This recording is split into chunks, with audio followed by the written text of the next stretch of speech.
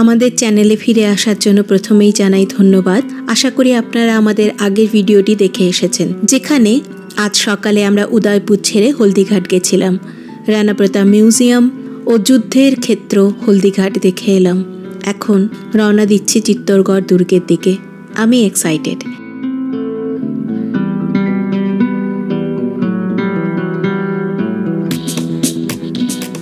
আপাতত আমরা Narayanpur toll plaza cross করে ছোট্ট এই ফুড স্টলটাতে দাঁড়ালাম। এটা মোটামুটি 1 ঘন্টা ড্রাইভ করার পর টি ব্রেক। সকালে হেভি ব্রেকফাস্ট উদয়পুরেই করে নিয়েছিলাম।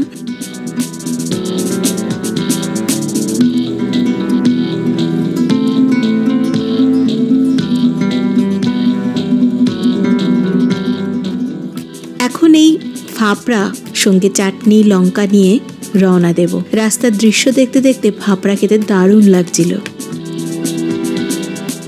চিত্তরগড় 41 স্কয়ার কিলোমিটার এরিয়া জুড়ে এই ফোর্ট ভারত তথা এশিয়ার মধ্যে সবচেয়ে বড় লিভিং ফোর্ট। এই শহরটি ভারতের হানি কালার্ড সিটি। 7ম শতাব্দীর এই গড় মুঘল দ্বারা 3 বার বিভিন্ন দশকে আক্রান্ত হলেও রাজপুতদের এই দুর্গ ছিল অজেয়। যদি আপনারা মীরাবাই, রানী পদ্মাবতী, জওহর এই নাম ও কথাগুলো শুনে থাকেন, তাহলে চিত্তরগড় হলো সেই স্থান যেখানে এদের জীবন কাহিনী গড়ে উঠেছিল। চিত্তরগড় দেখতে গাইড অবশ্যই নেবেন। অন অ্যান অ্যাভারেজ 700 টাকা গাইড খরচ। 2000 থেকে 2500 পর্যন্ত ভালো গাইড পাবেন। ফোন নাম্বার সহ নাম ডেসক্রিপশন দিয়ে দিচ্ছি। এই দুর্গে প্রবেশের জন্য মোট 7টি দরওয়াজা রয়েছে। পাদান পোল, ভৈরন পোল, হনুমান পোল, গণেশ পোল, জরলা পোল, লক্ষ্মণ পোল, প্রধান দরওয়াজা, রাম পোল। পোল অর্থাৎ এই বিশালাকার দরওয়াজা। এই যুগেও সরকার প্রয়োজনে 1300 বছর আগের মতো জনসাধারণকে দুর্গে প্রবেশ করিয়ে প্রতিটি গেটে গুপ্ত সেনাবাহিনী মোতায়েন করে এক দুর্ভেদ্য গোগল ধাঁধা তৈরি করতে পারেন। এমনই এই দুর্গের গেট ও প্রাচীরের কনস্ট্রাকশন। প্রবেশের জন্য টিকিট কাটার পর আমরা কনফিউজড, এত বড় জায়গা ও ইতিহাস কোথা থেকে এবং কিভাবে দেখব। আজ আমরা গাইড ছাড়া নিজেরা আগে এক্সপ্লোর করতে চাই, তাই টিকিট কাউন্টারের পাশে ম্যাপের সামনে দাঁড়িয়ে গেলাম। মাছের আকৃতির এই 700 একর্স বিস্তৃত দুর্গ। আমাদের সবচেয়ে কাছে কুম্ভ প্যালেস, কিন্তু সেখানে এখন আর প্রবেশ করতে দিচ্ছে না। এগিয়ে গেলাম, পারমিশন পেলাম বিজয় স্তম্ভ কমপ্লেক্সে, যেখানে রয়েছে ইতিহাসের বেদনাদায়ক সারা জাগানো স্থান জওহর স্থল এবং সমাধিশ্বরা মন্দির। জওহর স্থলের ইতিহাস জানতে রানী পদ্মাবতীকে জানাটা আবশ্যক। রানা রতন সিংহের বুদ্ধিমতী সুন্দরী রানীর রূপের খ্যাতি সারা ভারতবর্ষে ছড়িয়ে পড়েছিল। সে সময়কার সুলতান আলাউদ্দিন খিলজি রানীকে নিজের হারেমে আনার ছক কষেন। রানা রতন সিংহ আয়নায় রানীর প্রতিবিম্ব দেখিয়ে সুলতানকে ঠেকিয়ে রাখতে পারেনি। খিলজি বন্দি করেন রানাকে। পদ্মাবতী মিথ্যা আশ্বাস দিয়ে কৌশলে পালকিতে নিজে সুলতানের শিবিরে উপস্থিত হওয়ার বদলে 700 সৈন্য পাঠিয়ে রানাকে মুক্ত করে আনেন। এরপর ব্যর্থ সুলতান তীব্র আক্রমণ করে রানা রতন সিংহকে নিহত করেন। দুর্গ শত্রুর কবলে চলে এলে দুর্গের মহিলাদের সম্মান ও জীবনের সংকট নিশ্চিত হয়ে পড়ে। রানী পদ্মাবতীর সঙ্গে সম্ভবত 16,000 নারী আগুনে ঝাঁপ দেন নিজেদের সম্মান রক্ষার্থে। পদ্মাবতী সহ রাজনারীদের কুণ্ড ছিল গোপন। এত নারীর অগ্নিদাহ চিৎকার ও কান্না এত তীব্র রূপ নিয়েছিল যে আলাউদ্দিন খিলজি সেই গোপন কুণ্ড চিরকালের জন্য বন্ধ করার আদেশ দিয়েছিলেন।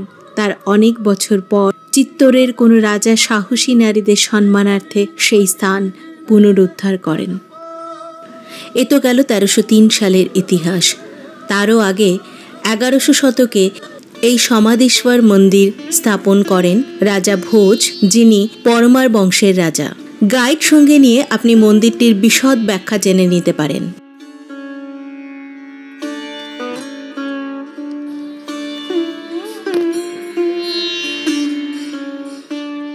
মন্দিরের দেবতা ত্রিমূর্তি শিব।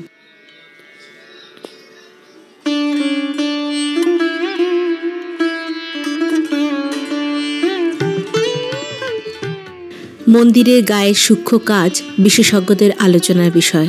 আমি অতি সামান্য টুরিস্ট।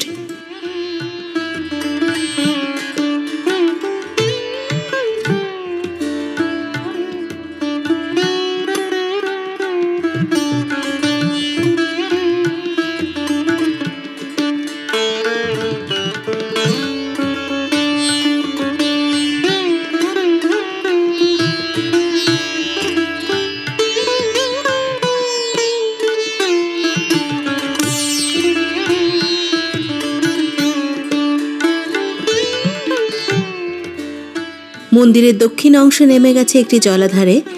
এটি সে আমলে পবিত্র গোমুখ জলাধার। দুর্গে একসময় ৮৪টি জলাধার ছিল, তার মধ্যে মাত্র ২২টি পুনরুদ্ধার করা গেছে। বৃষ্টির জলে পুষ্ট জলাধারগুলি দুর্গকে স্বয়ংসম্পূর্ণ করে তুলেছিল, যা ৫০,০০০ সেনাবাহিনীর জলের চাহিদা মেটাতে সক্ষম ছিল। বৃষ্টির জল ধরে রাখার এই প্রয়াস মেওয়ার রাজবংশে সর্বত্র পাওয়া যায়।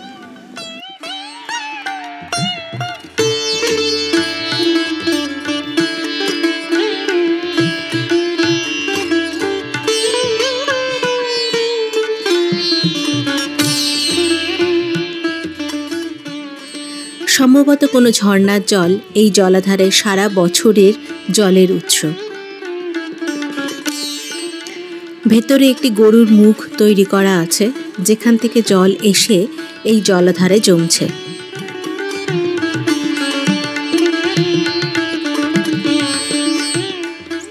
বারবার বহিরাগতের আক্রমণের সময় এই জলাধার দুর্গের জলের চাহিদা অনেক মিটিয়েছে। শুধুমাত্র এই জলাধারকে কেন্দ্র করে সমাধীশ্বর মন্দির পর্যন্ত বিভিন্ন ছোট ছোট মন্দির ও স্থাপত্য বলে দেয় এই গড়ের প্রাচুর্য ও প্রাচীনত্বের ইতিহাস।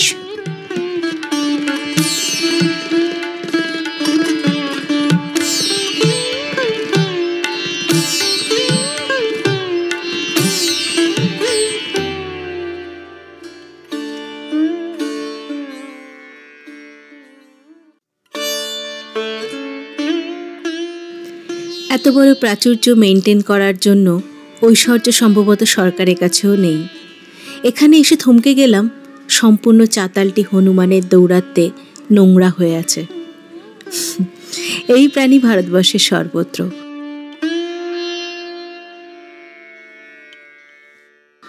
সে রামায়ণ মহাভারত বলুন বা পরিত্যক্ত ইতিহাস, বন জঙ্গল, যাই বলুন। যদিও এখানকার গাইড এবং জনসাধারণ আশ্বস্ত করছিলেন বারবার যে এরা ট্যুরিস্টদের থেকে কখনো কিছু ছিনিয়ে নেয়নি। ছোলা কিনে খেতে দেওয়ার জন্য গোমুখের প্রবেশপথে বিক্রেতাও বসেছিল। তবে আমরা পূর্ব অভিজ্ঞতা থেকে সাবধান ছিলাম, ব্যাগ, মোবাইল, চশমা এসব নিয়ে। আপনারাও সাবধান থাকুন, কেননা স্থানীয় মানুষ জানে এরা কিছু ছিনিয়ে নেবে না। আমার প্রশ্ন, এই হনুমানরা সেটা জানে কি?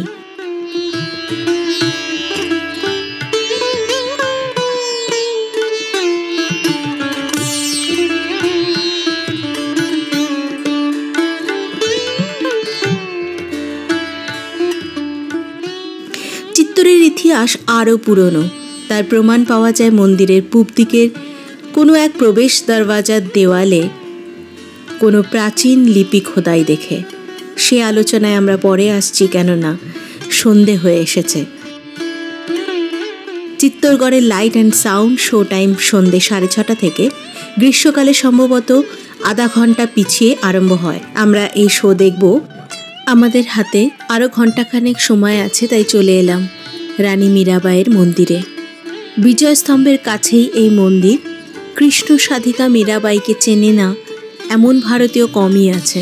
মীরার জীবন ও সংগ্রাম, তার বিবাহের গল্প সন্ধ্যের লাইট অ্যান্ড সাউন্ড শোতে ডিটেলে জানতে পারি। তাই এখানে আমি ভিডিওটি আর বড় করব না। এই সেই মন্দির। রানী মীরার স্বামী রাজা কুম্ভ এই মন্দিরটি ইন্দো আর্য স্থাপত্য শৈলীতে তৈরি করেছিলেন।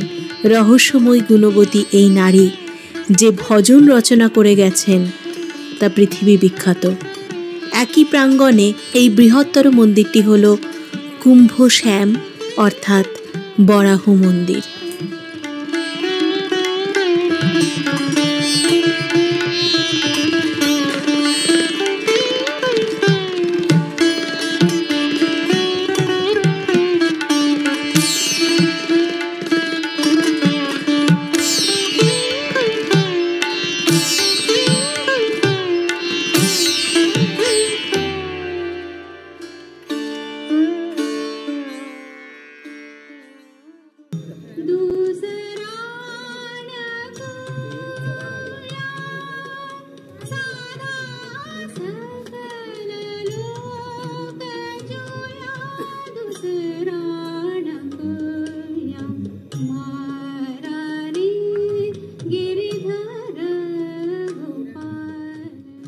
রানী মীরাবাইয়ের ইতিহাস ১৬০০ শতকের, অর্থাৎ রানী পদ্মিনী বা পদ্মাবতীর ইতিহাসের ৩০০ বছর পর।